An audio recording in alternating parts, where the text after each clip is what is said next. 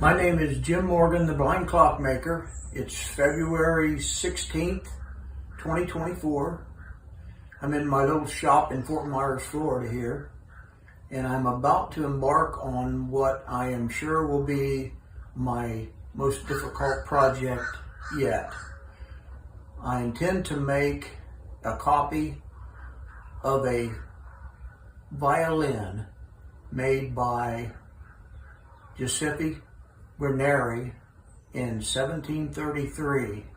It is a model called a Chrysler, and I have ordered some patterns and forms that will duplicate that violin.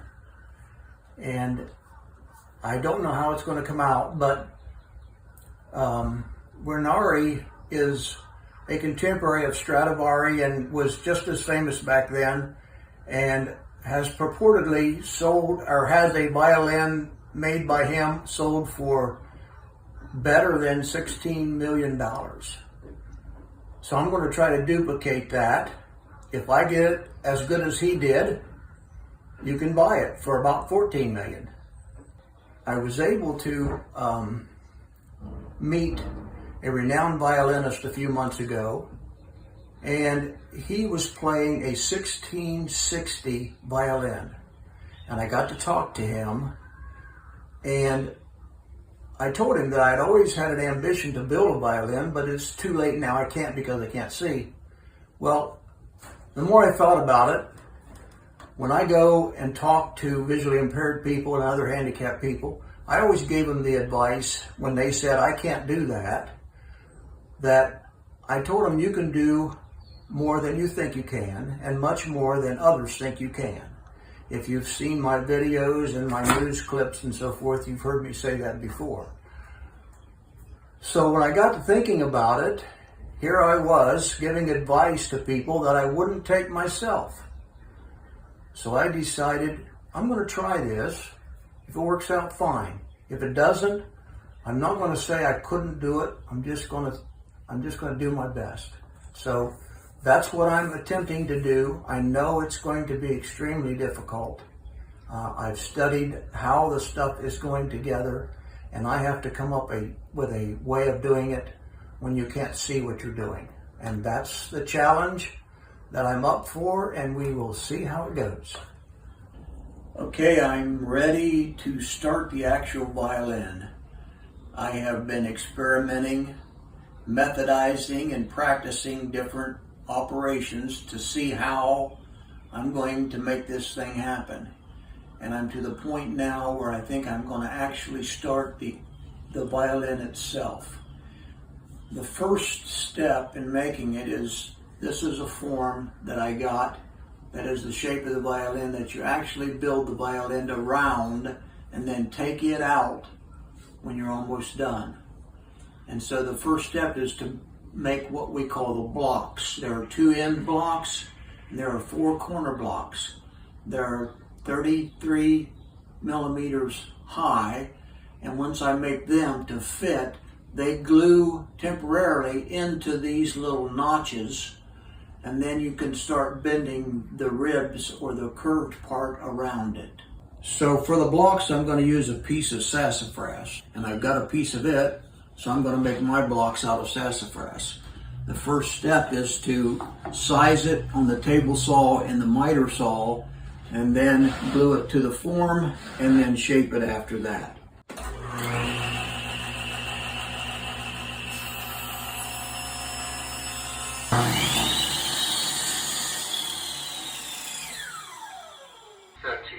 Millimeters. 33 is exactly what I want. I just finished gluing my 6 blocks onto my form. Now those are what the ribs fasten to. At some point, these get busted off of the form, even though there's a little glue on them. You have to break them loose so that the outside of the violin will fall off of the form. So when I started this project, I really had in mind building something a little different than everybody else was always building. And I talked to Ken Wise, who is a seller of violin tools and parts and forms. He's the one I bought the form from. He works for International Violin, which is based in Cremona, Italy, but he works out of Maryland.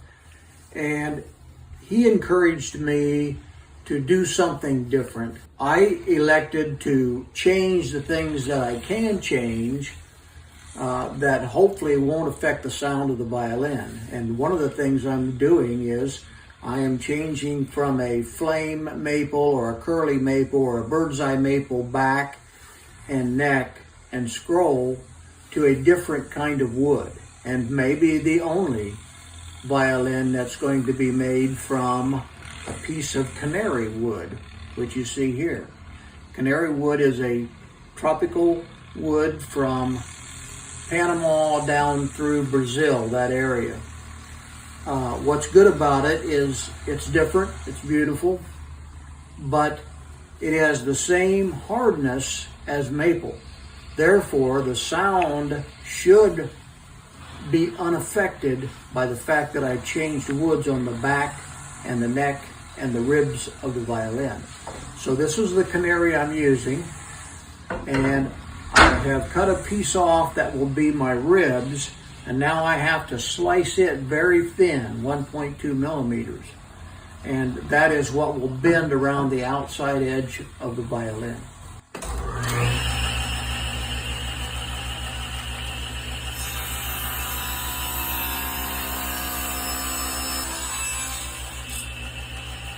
So here is a hopefully close to about 1.2 millimeters.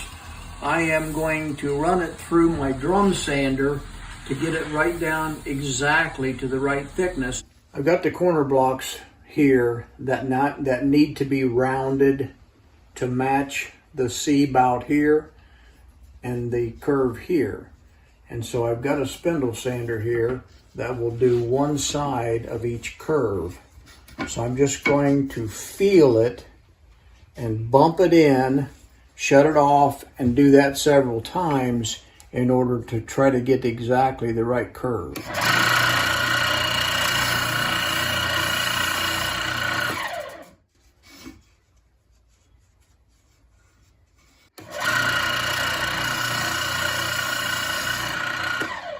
Okay, so I've got the corner blocks formed.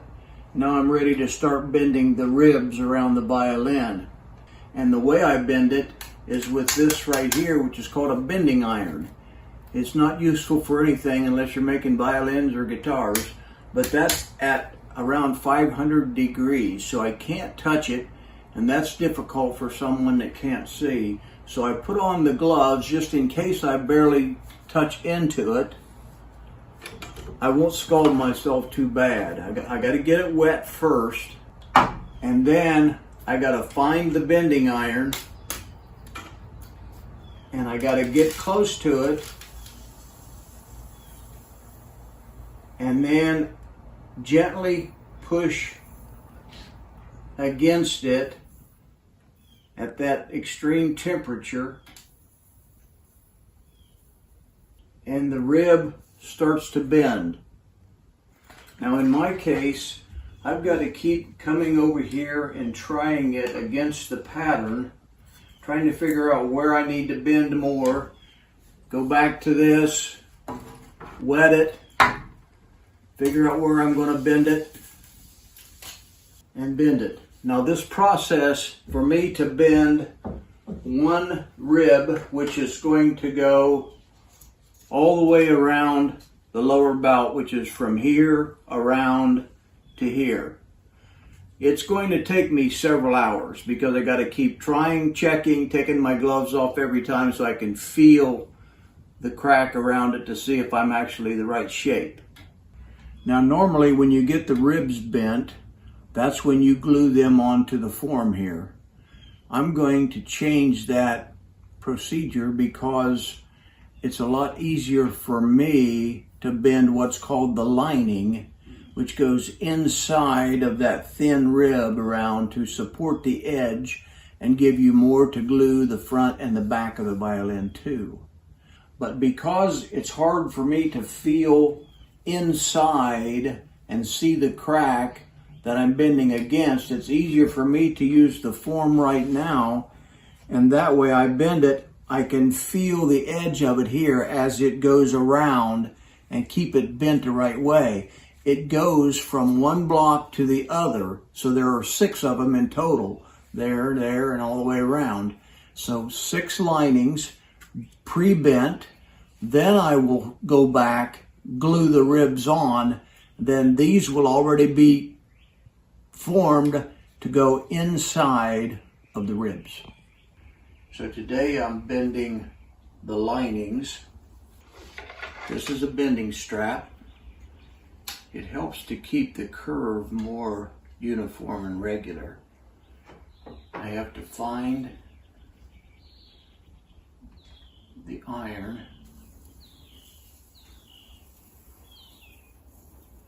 I've got a piece of wet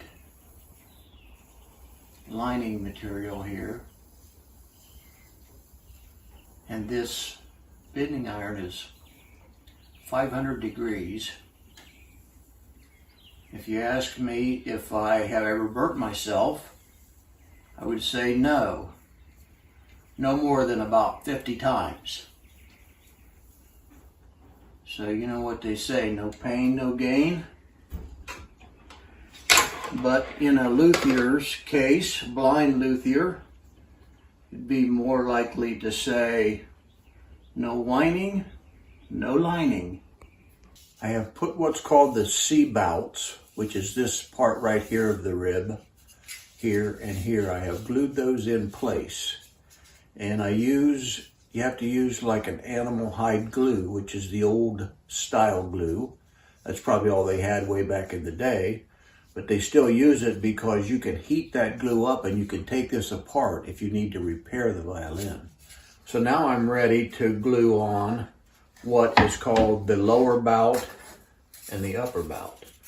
This would be the lower bout, the bigger one. I've got it bent the right shape, and it's going to fit over the form right here like this, and it will glue onto these corners and the end block, so 3 places. And then that has to be clamped and set overnight. This is the upper bout, or the smaller one. I've got it bent so you can see how that's going to glue onto the corners and the end blocks. Okay, I have glued the upper bout on, and I've got the lower bout glued on and clamped. Now I have to let that dry for 24 hours, so I'm going to set that to the side. Okay, I've got the ribs glued in place. Now I'm going to cut off the excess rib material that sticks out over the C-bout here. And the way I do that is I take a hacksaw blade and I hold it in here with my fingers so that I get it exactly where I want it. And I start sawing this way.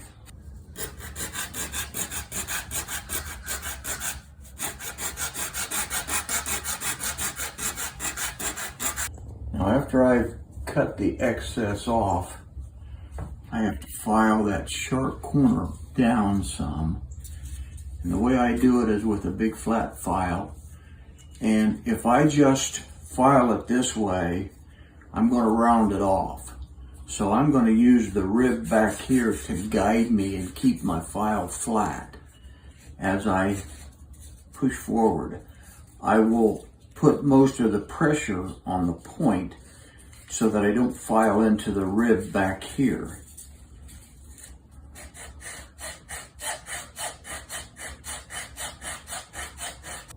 Okay, I'm in the process of gluing the linings to the inside of the ribs here.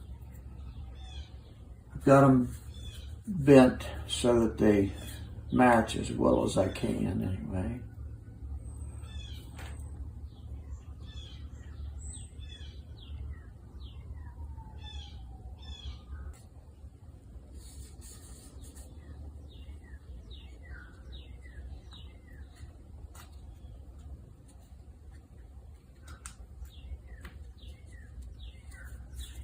And I clamp that in place with a bunch of clothespins. because I want to get pressure on the entire lining around there. So I'm going to put these spring-loaded clothespins right next to each other. So I've got my rib cage here with my form inside of it, and I have to sand the edges of it very flat. So you've got to put it on something flat. Well, my granite countertop is as flat as anything there is. So we have taped down 2 pieces of sandpaper here and on this flat surface, and I'm going to set the ribs right on the sandpaper and sand it perfectly flat with this.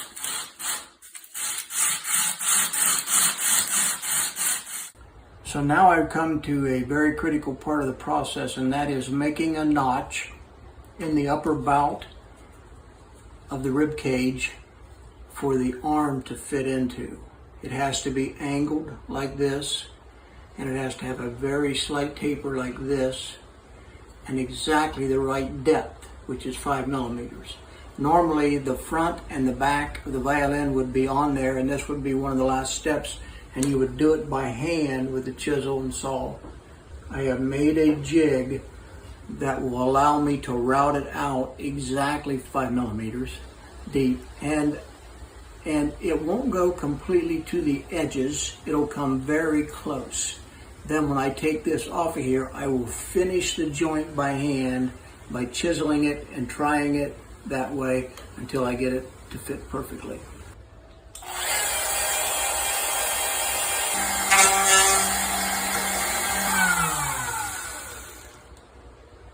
We have switched venues. I started the violin process in Fort Myers, Florida, and now we have relocated for the summer to my shop in Hebron, Ohio. And so the rest of the violin making process will be done here. I am at the point now to start what's called the front and back plates. Those are the 2 violin-shaped pieces of wood on the front and the back of the violin. Now the front is always made from a special kind of spruce. That's what this is. I have bought this set of blanks together as violin wood. It is from Sitka, Alaska. It's a special type of spruce that has better tonal qualities than the spruce we get around here. It is grown at a slower rate, it is a little bit denser, and it's the best for toning of the violin. So this is what I'll be starting with for the front plate, and as you can see, it's angled. And I think what they did, of course, is they start with a blank like this, they set a bandsaw at an angle, and they cut 2 pieces, and then they glue together like this, so that a lot of the carving on the front is done with these 2 bevels. Now I'm going to change that process somewhat, but this is going to get glued together like this. That will be the front plate. The back plate is going to be made from this piece of canary I have here. Much harder to work with, but this is going to be the back of the violin. And I've already tried this and failed a few times, so hopefully this one will be my final experience. So this is the spruce blanks that I had with the bevel on them, and I have glued them together. I cut a little bit off the edges, they were too wide.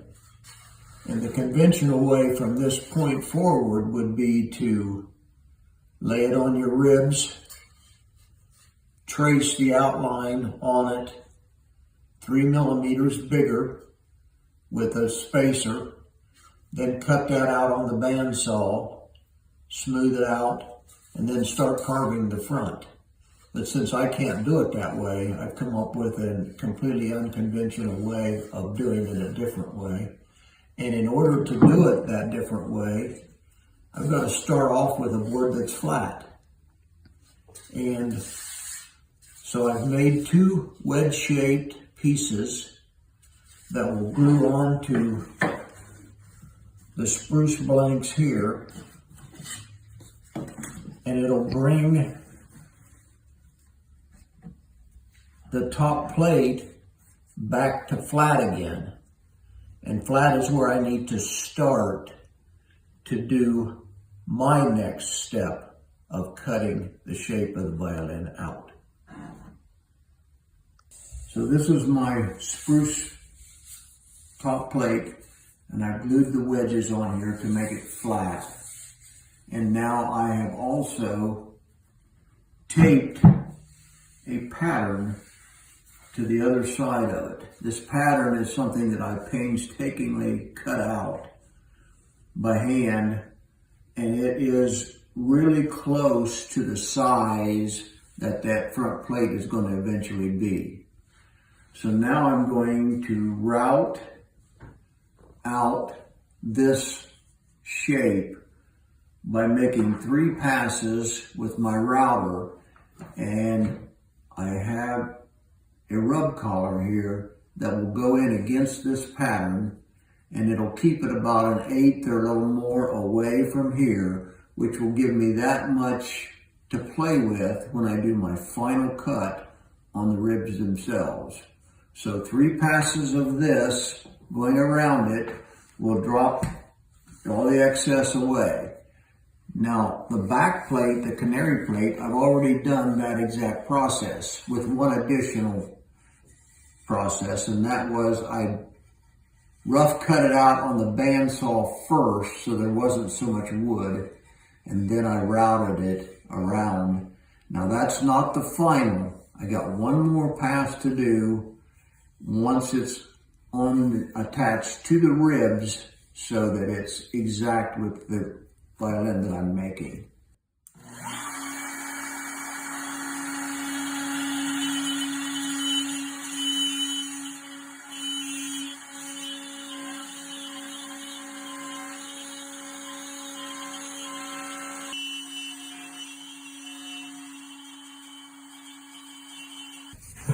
So to do the final shaping of the top and bottom plate, I wanted to match the ribs exactly that I have made.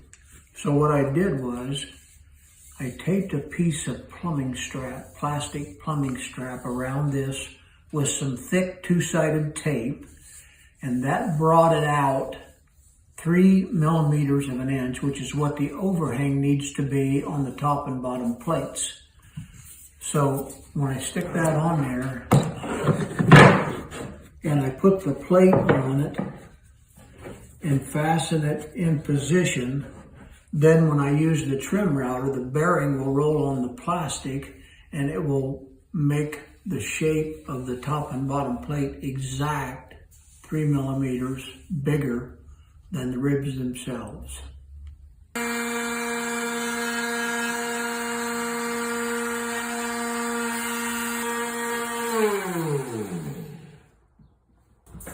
So I've got my top plate and my back plate. This is the top of the top plate. This is the back of the back plate, and I've taped them together to make this routing easier. And what I'm going to do is I'm going to cut a 3/8 inch wide rabbet ledge around the entire violin here. And I'm going to make 3 passes. I'm going to keep going deeper until I end up with an edge that's 4.5 millimeters tall, not very tall. And that will set the height of the edge of both plates. So I will do this one, then I'm just going to flip it over and I'll make a pass on the back side. Flip it over, make another pass.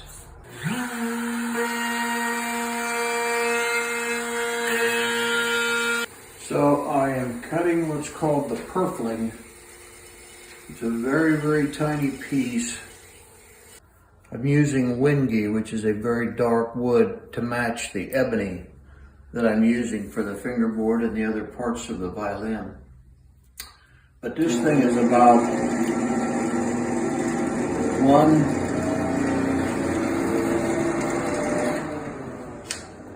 It's only about 1.6 millimeters thick and less than 3 millimeters tall. And that goes around both plates. It has to be bent with the bending machine, and it goes into a groove, which I have done on both plates where I made the rabbet around here. I used a router with a rub collar and a 1/16 inch router bit. And I push it down in there. It goes almost all the way through, very, very close to the other side. And I push it down in there and I run it around here and I make this groove that the purfling goes into. So this will get bent this shape and it will go into this groove like that.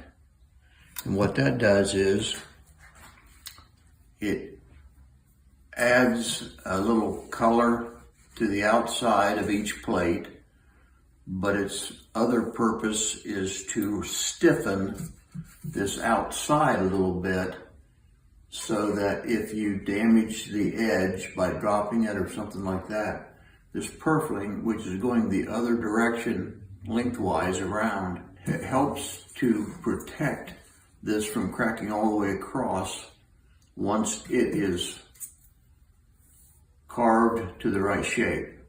So it's very hard to do, fits into a little groove. It doesn't look like, you can hardly see it, but apparently it does a lot to strengthen that edge a little bit. Now comes the job of bending, fitting, and trying to get it into that groove. And then it'll get glued in there and before the next step.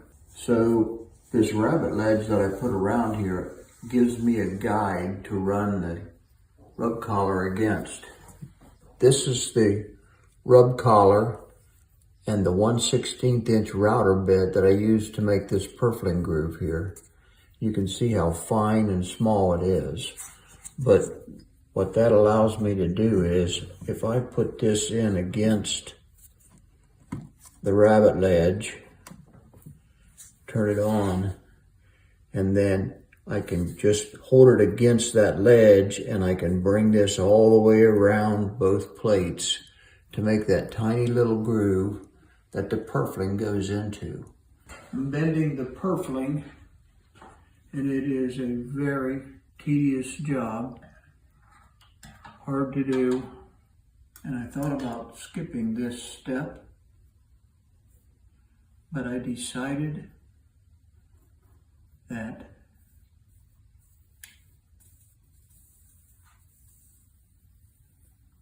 only quitters would skip this hard step, and I'm not a quitter. Very hard to get this thing bent so that it fits in that groove around this thing.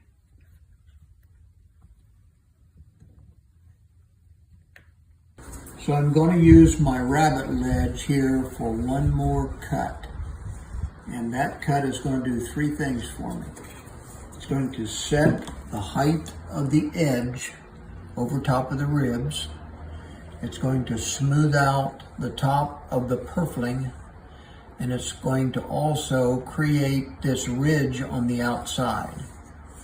And what I'm doing is I'm using the same rub collar as I used for the purfling groove, only I switched to a 3/16 inch bit instead of a 1/16. So what that will do is it will actually cut directly over the purfling that's in there, and 1/16 of an inch on each side of it.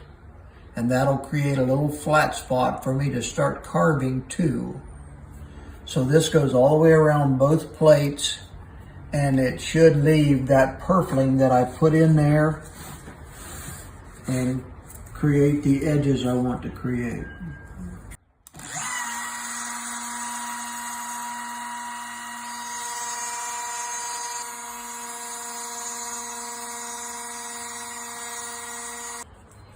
So now it's time to start the actual hand carving of the top and back plates.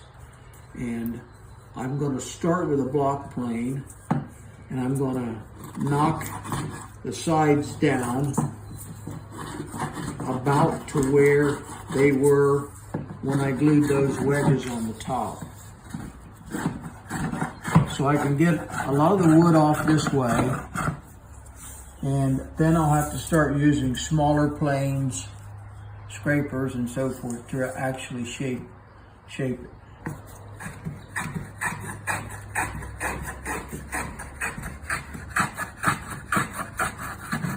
Okay, now I have been carving on the front plate for a long time, probably 10 to 12 hours so far. I've got the outside pretty well done, and I'm working on the inside. And now I have to set the depth so that the thickness is the exact right thickness for the whole plate to match the top part of it. What I'm going to do now is I'm going to bore a hole. I've got the drill press set with a 3/16 inch router bit, plunge router bit in it, so that when it comes down and hits, it's about 5 or 6 millimeters away from the table. So if I can get the curve on the table flat where the bit is going to hit, if I drill that hole all the way down, that should leave me about 6 millimeters.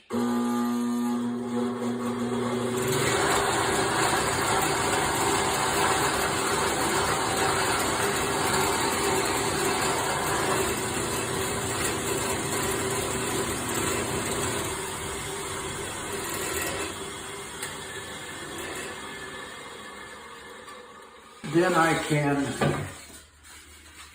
as I'm carving, feel the bottom of that hole, and when I get to the bottom, then I know I'm that thick. And if I do that all over, that gives me a good indication about how thick this plate is becoming. So most of my carving is done with this little thumb plane.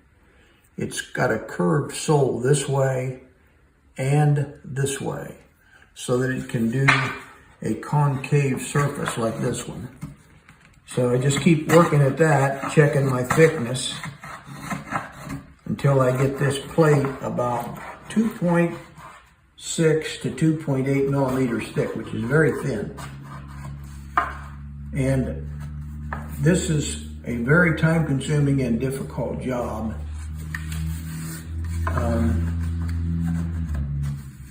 I don't know how many blind violin makers there are in the world, but after doing a lot of this work, I would venture to say you could probably count them on one finger. So I started building the neck and the scroll, and I started with just a piece of rectangular wood with parallel sides both directions.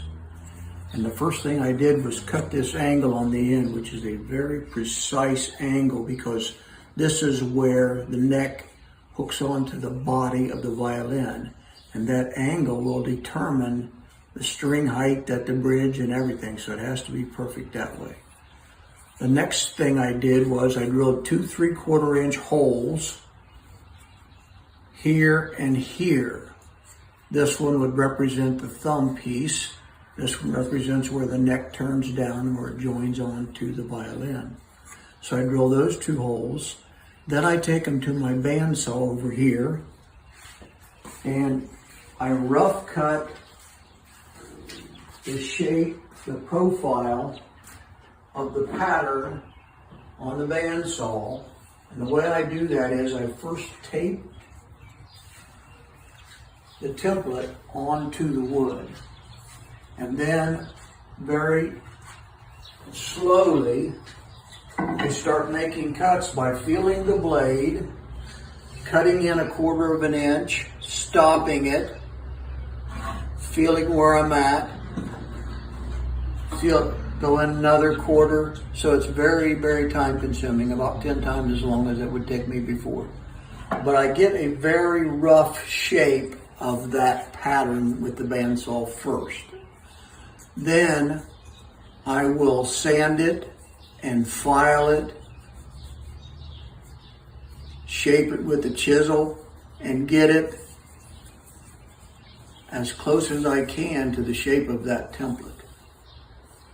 And then once I have that shape so that it is, both sides are exactly parallel, which keeps all of my curves and everything at exactly right angles when I use the spindle sander over there. After that, I'm going to start making some very difficult tapered and beveled cuts on the table saw, and that's why I have to do all of this first while it's still parallel sides. And now I'm doing something completely different. If a luthier would see what I'm doing, they would cringe, but I am going to cut the peg box out before I cut my tapers and angles on the neck.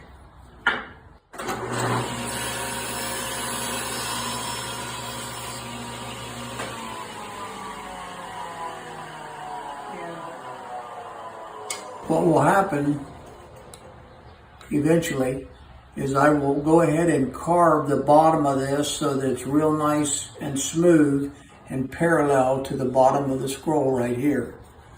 Then I'm going to cut the tapers, and I'm going to mortise out two sides of this to put some wingay on, and that will form the sides of the peg box that I'm cutting out right now.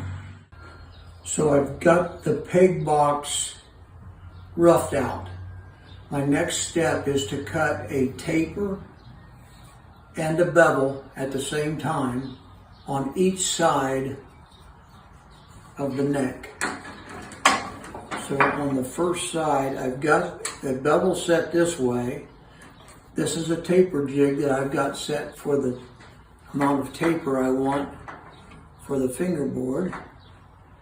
And now I just got to make a kind of a difficult cut.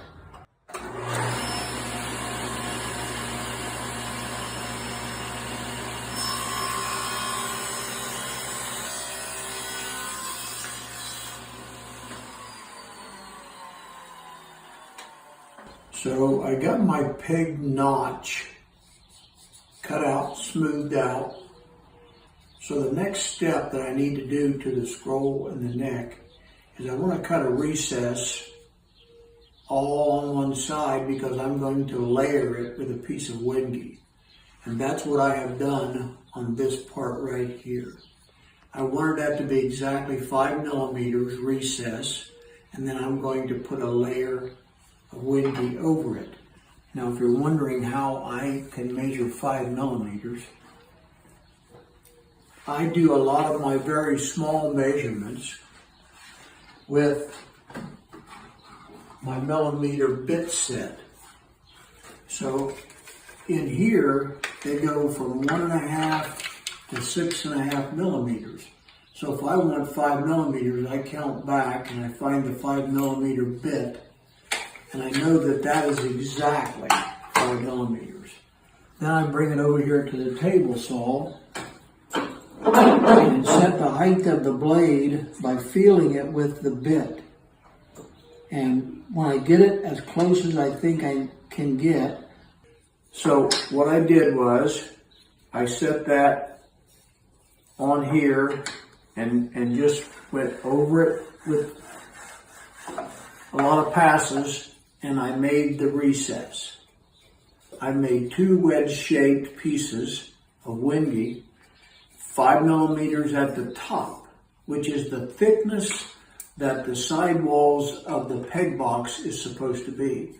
So as you can see, I put that on there, and it's wedge-shaped so that it counterbalances the wedge shape that is on the scroll here. So when I put both sides on, it'll be back to parallel again.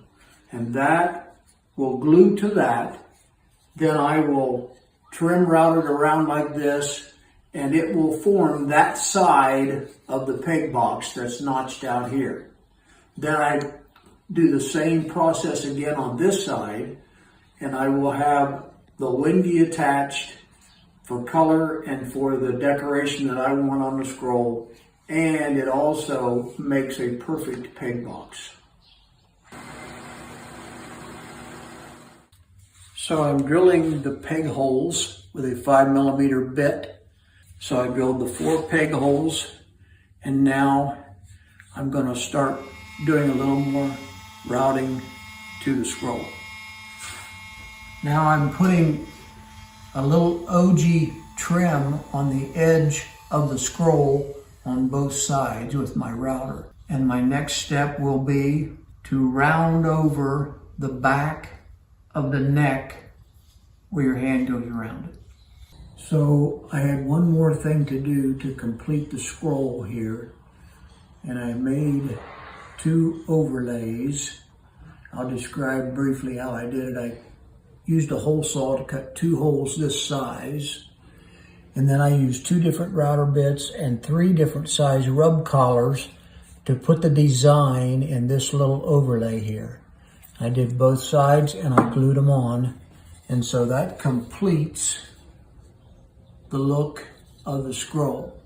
It's not like any other scroll, but I think it's gonna look pretty good. So now I'm working on one of the last parts of my top plate. I got to cut in 2 F-holes here. And now I am just hand carving the rest of the F-hole out with a knife. And when I get it almost to size, I'll use my small files, some sandpaper, and smooth out those 2 F-holes. Now this is the fingerboard that I bought. It's an ebony fingerboard. I could have made it. It would have taken me probably a day. I know what the dimensions are. It's 42mm radius on the top curve, and it's so long and so forth, certain taper. But you can buy them already done cheaper than I can buy the ebony to make one. So most luthiers buy certain things that are made for them that fit on every violin. The fingerboard's one, the tuning pegs is another one, and the tailpiece where the string's attached to the other end of the violin is the third one. So right now what I'm doing is I am reaming out the taper for the tuning pegs. The taper is a 30-to-1 taper. This is a peg hole reamer, and it's got that 30-to-1 taper on it. Like there's the G string, and I got it sticking out maybe about a 1/2 inch here, and the taper fits that so that when you twist that in there, it's very snug, and then I will end up cutting the end off a little bit and rounding it off. But all 4 pegs, 2 of them on this side, 2 of them through this way, will tune the strings of the violin.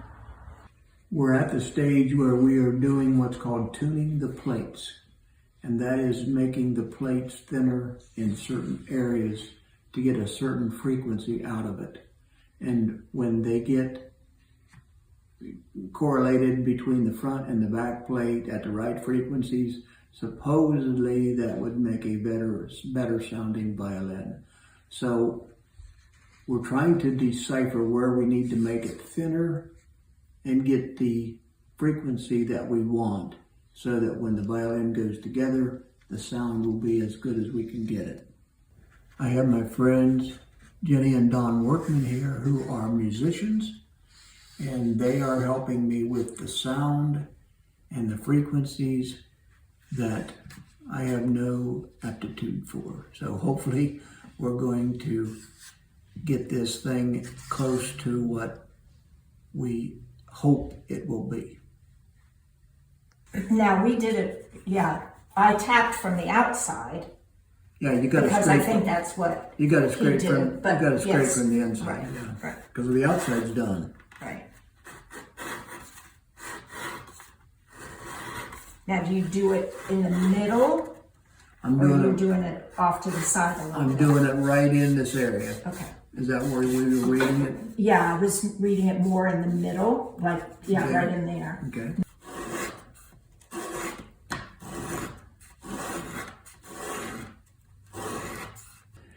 Okay, we have toned the plates as well as we can. It's a step that takes a lot more experience and understanding than we have. So what we've done is the best we can with making the plate the right thickness so that the tones will come out of the violin just right. The next step, a very important step, is to make what's called the bass bar. And the bass bar is a strip of wood that goes on the underneath side of the top plate, right under the G string, the bass side. And what that does is it strengthens the top plate in that area, and it also allows the sound to transmit from the bridge through the plate and to both ends of the plate through this bass bar.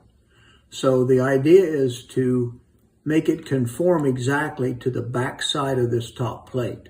I started with a piece of wood 5.5 millimeters by 12, 13 millimeters by 178 millimeters, and I carved it off of the ends and made it somewhat fit.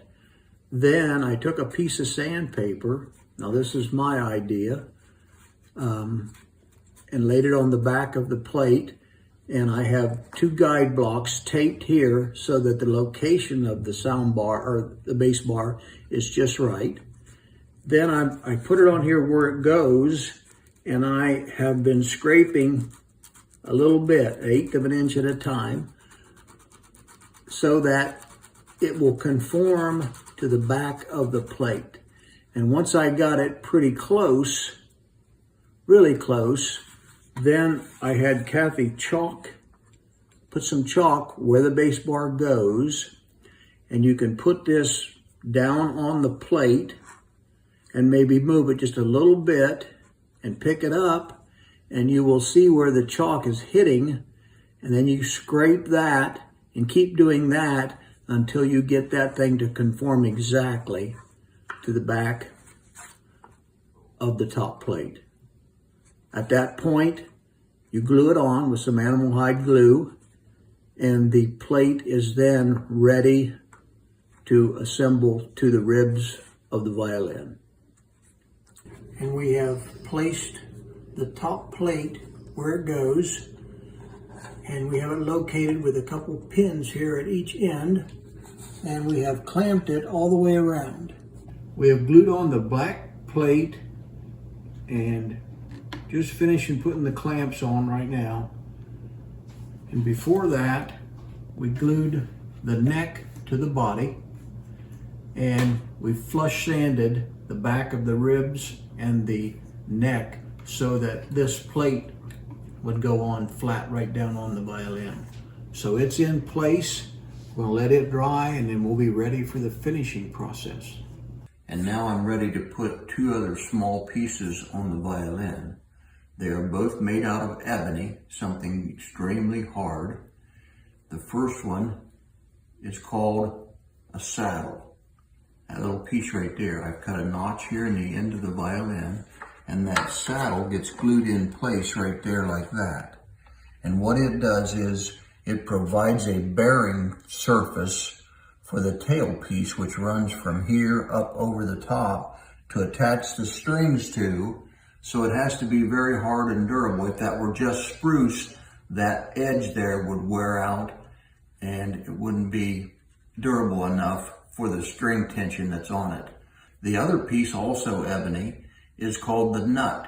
And the nut goes at the end of the fingerboard right here. I don't have the fingerboard on, but that will go right there. And that's a very important piece because that is where the strings go from the tailpiece over the bridge, over the nut, and then onto the tuning pegs. So that gets glued in place right there, and then it gets notched very precisely for the strings to go into to separate them and put them at the right height above the fingerboard. We've got 2 strings installed, before we did that, we had to put what's called the sound post. Here's an example of a sound post. It's just a little 5mm spruce dowel. That dowel goes underneath the bridge here, underneath this foot of the bridge, between the top plate and the back plate. It had to be cut for length and carved at the angles that the top and the back are carved at. Very difficult to get in there. Kathy had to put it in for me. And then it gets tightened up, and when you put the strings on, that brings that plate down even snugger to keep that in there, because it's not glued or anything. It just sits in there. And what that does is it transfers the sound from the front of the violin to the back. And it also supplies the support it needs underneath that bridge for when you tighten that string up to keep that top from caving in too much. That's called a sound post, and it's very important. You can't get any good sound out of the violin without it. Before that, I glued on the fingerboard here, which is ebony. The other thing that we bought is the tailpiece here. The tailpiece is what holds the strings at this end, and this is little string that goes around this end peg here is called a gut, and that just goes there. This thing just lays on there. It's not fastened either. The bridge isn't fastened. The sound post isn't fastened. Everything just gets tightened up with the strings, and we've got 2 more strings to put on, and we're ready to start playing Mozart.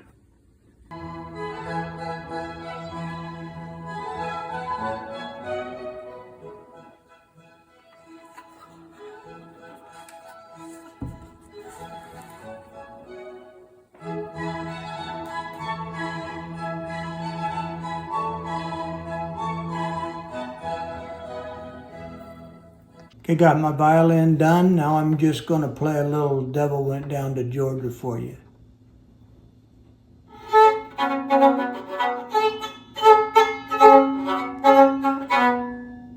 Sounds just like it, doesn't it?